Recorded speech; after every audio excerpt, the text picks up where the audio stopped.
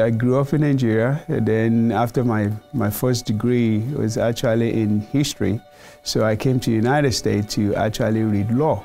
So I got admission to College of Law in Houston, University of Houston. So I was there for a semester. So the law program was just too challenging for me, that too many stuff to read. So I decided to do something different. So then I branched to accounting. So I was there for 2 years.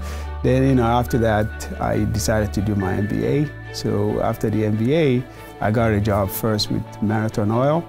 Then after that with IBM. Then with Cameron, is now Schlumberger. I became IT director.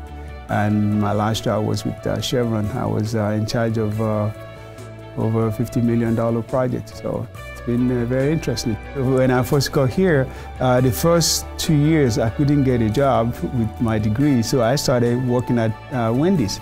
Actually, I was making $4.25 an hour, like a crew member. So I was, washing dishes. I was, doing the food and the meat, picking up trash. So I will never forget one day, I was picking up trash at the at the parking lot, and I said to myself, man, whatever it's going to take in this country, I'm going to make it.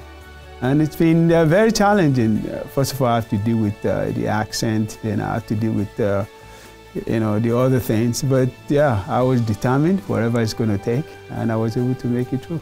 I remember one time I went for 5 interviews in a single day, and none of them gave me a job. But I was I was going from one place to another in the city, but I didn't give up. To me, I was determined, whatever it's going to take to make it in this country, I'm going to do it.